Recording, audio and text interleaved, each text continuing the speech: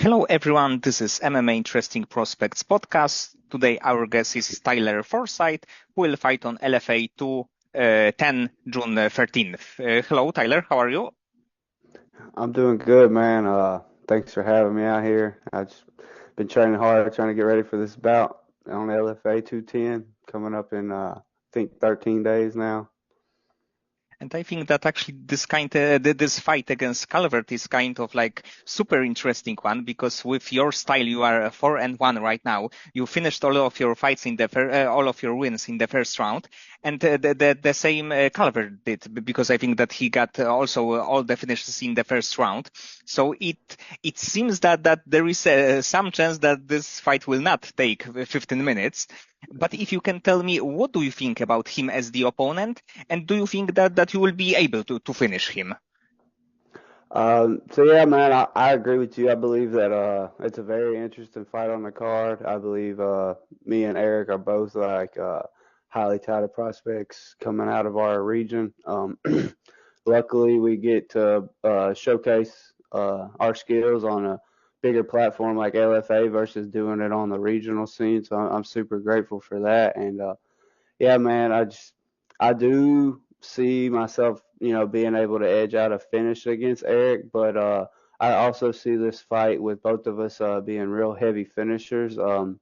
Yeah, I could see it, us stealing the show and possibly giving the fans a fight of the night. To be honest with you, I'm not looking to get into a war with Eric, but I know he's a super tough competitor, and he's really hard to get out of there early. I've seen him in I just some 50-50 positions, and he's been able to get out of them and end his fights early versus it going the other way. As well as myself, we got a lot of similarity, so I'm really looking forward to testing myself against a martial artist like him.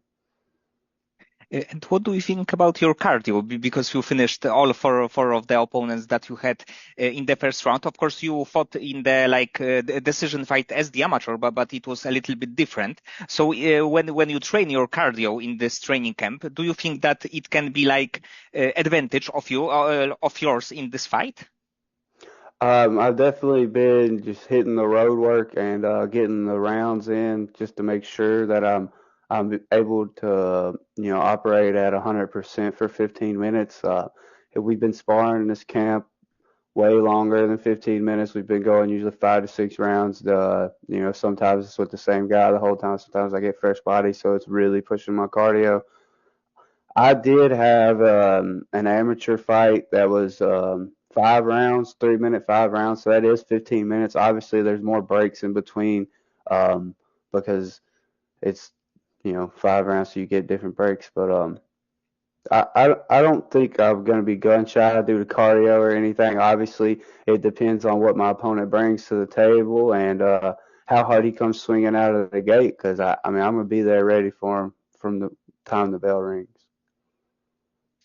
And probably in your training camp, you've got this like tough rounds or tough sessions that even when you are finishing the fights quite quickly, your cardio is still there. It just you are at in the fight, you are just too good and you can finish your opponent. But probably when you train all the time, like it's obvious that your cardio is like the good one at least.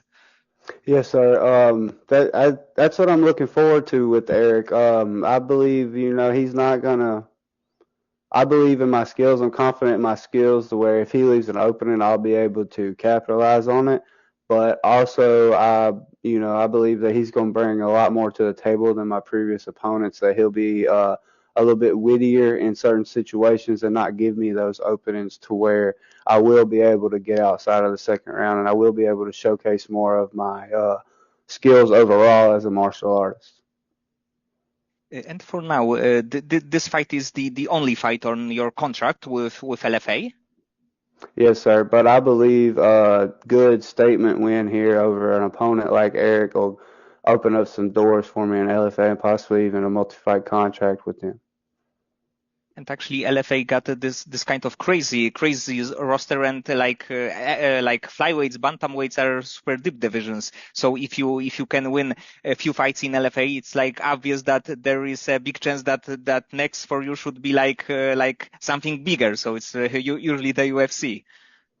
Yes, sir. LFA has a really deep flyweight division, and a lot of those guys at the top have got some really good experience. You know, some of those guys are pushing 20 fights at the top. You know, talk about like the interim champion they have now and the champion, that the sitting champion. You know, they're pushing close to 20 fights. So just getting my foot in the door here with a good win over Erik, and then getting a obviously another step up and hopefully in a competition with a tougher opponent, you know, hopefully in LFA. If not, you know, I'll come back to the regional scene and try to, you know, make a statement win and get back there, obviously. But yes, I really look forward to testing myself against some of the flyweights on the LFA roster.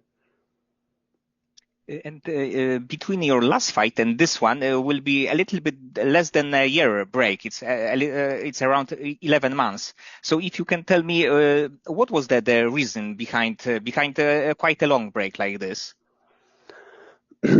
So I had a fight scheduled for September of last year. Went through the training camp. I was really disappointed that I didn't get to showcase that version of myself.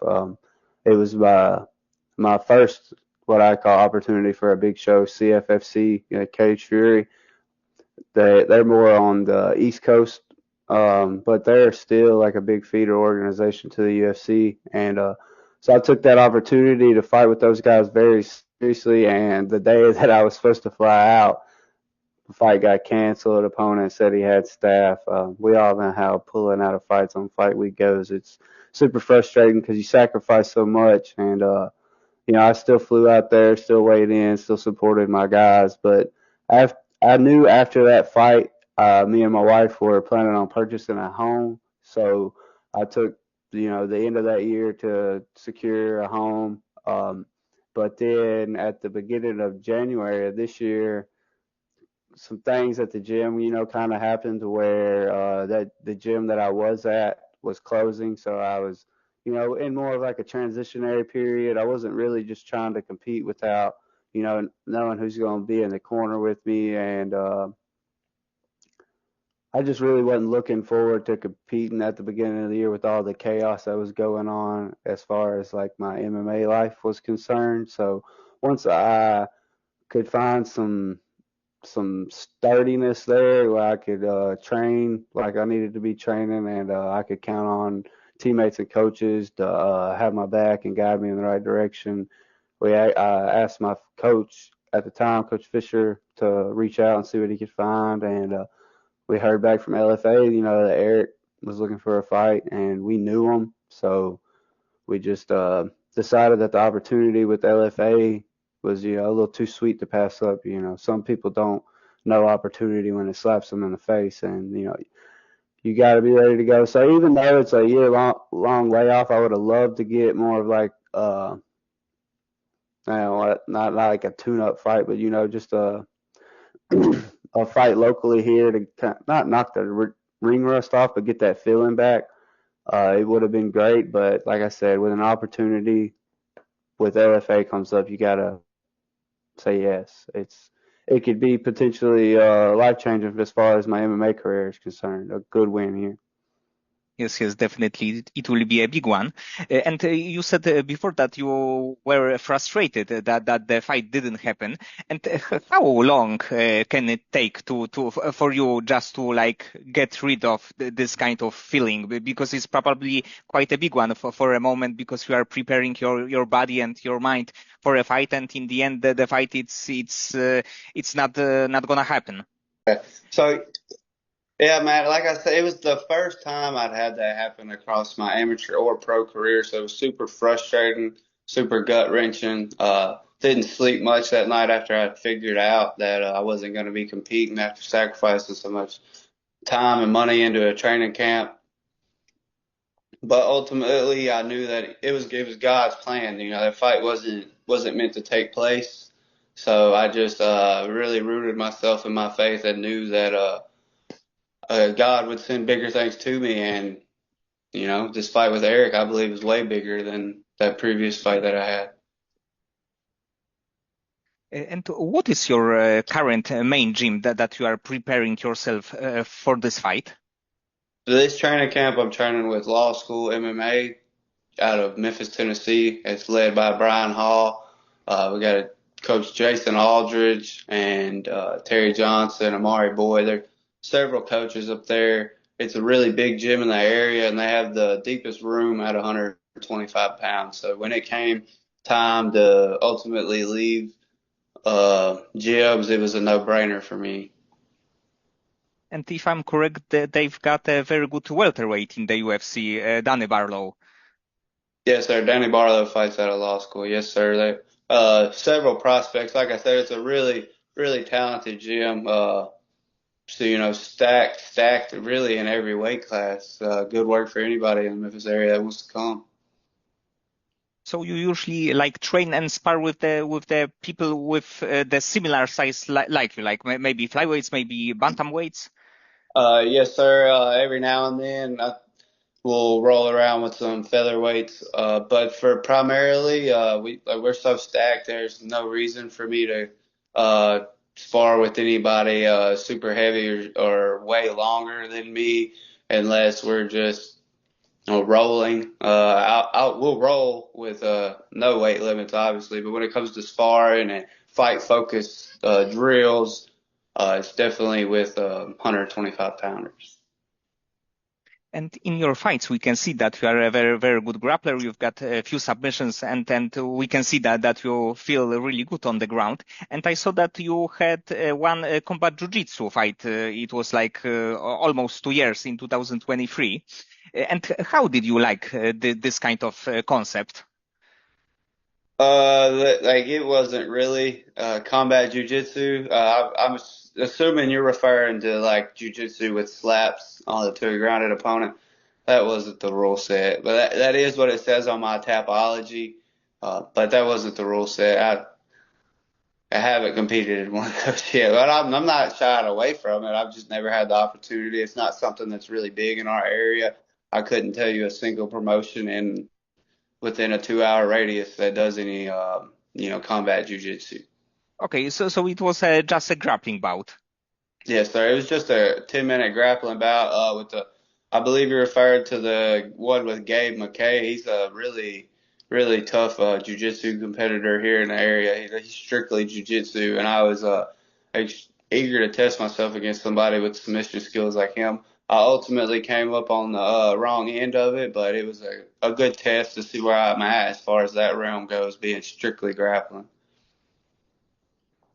And about your career, because right now you are fighting all around, a very, very good fighter.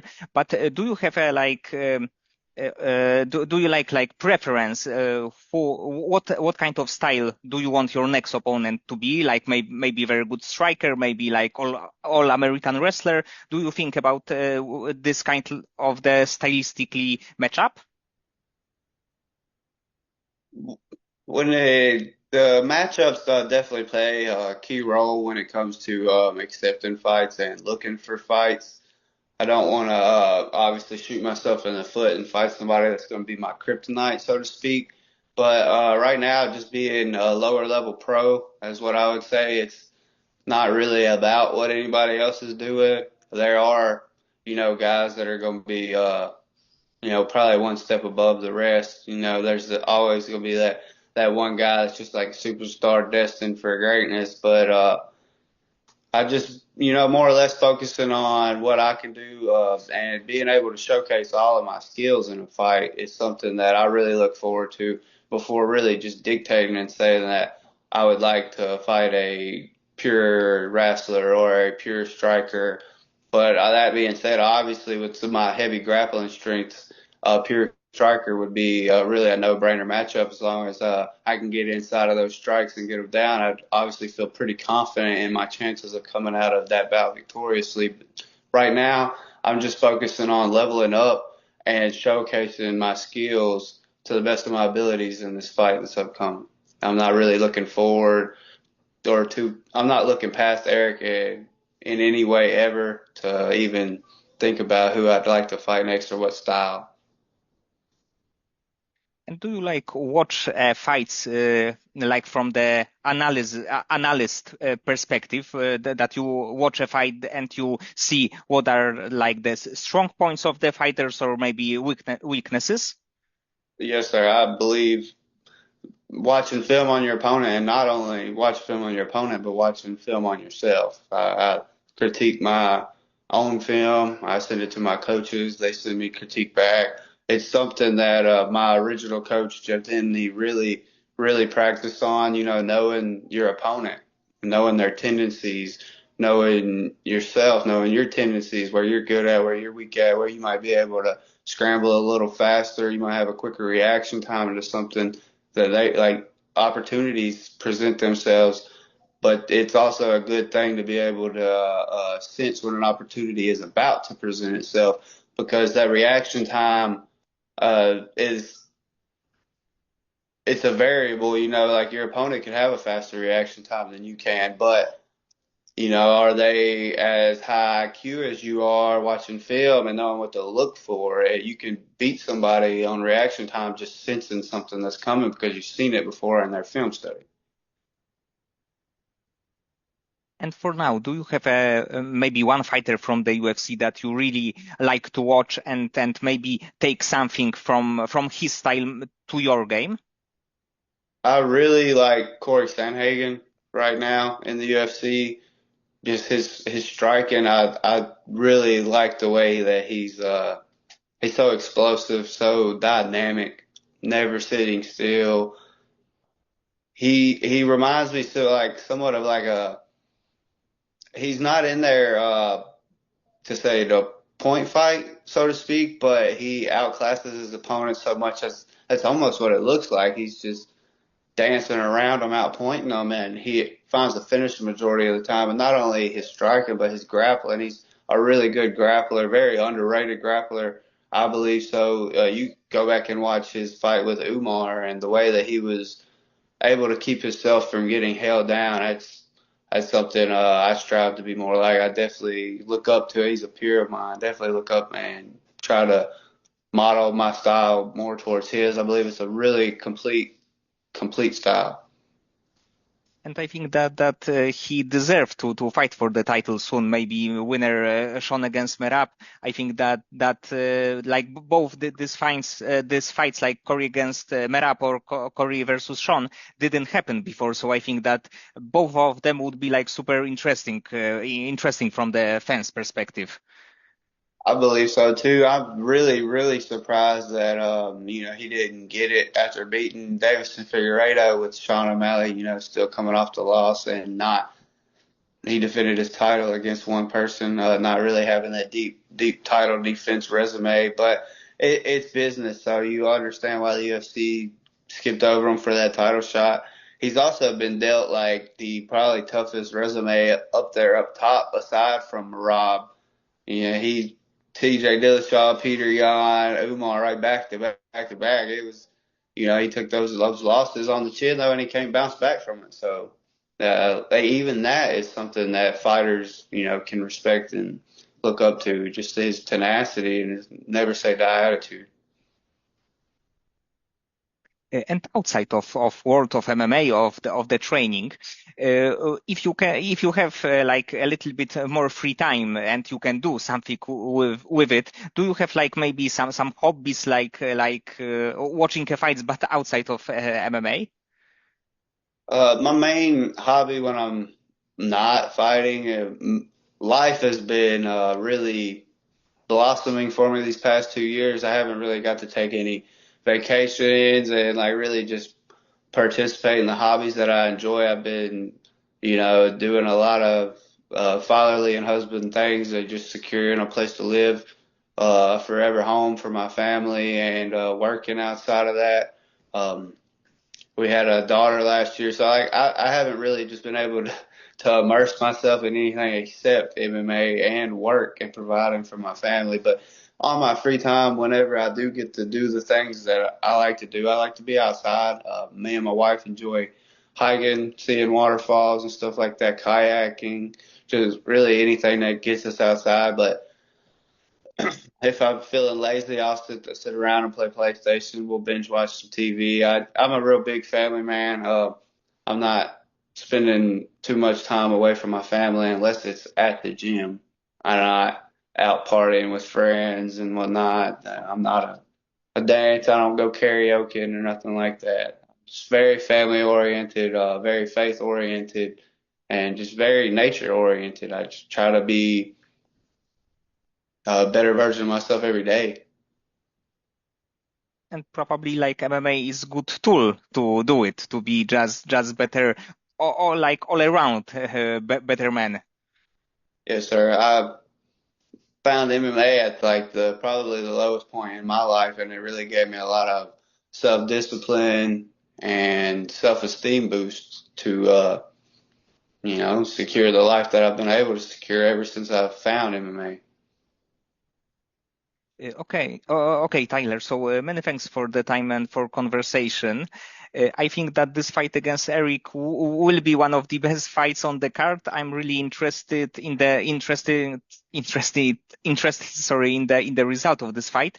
And I think that with a win, I hope that you will get more fights in LFA and you will get more finishes also in the cage. Yes, sir. Thank you for having me, and thanks for the kind words. I mean, this card is really super stacked. There's a couple flyweight fights on the card, so for you to say that about mine and Eric's fight, man, it really means a lot to me. It gives me a little bit more extra fuel to the fire to know that guys like you are watching and actually paying attention to guys like us competing that haven't really got a chance to make a name for ourselves yet, and that's what we're here to do.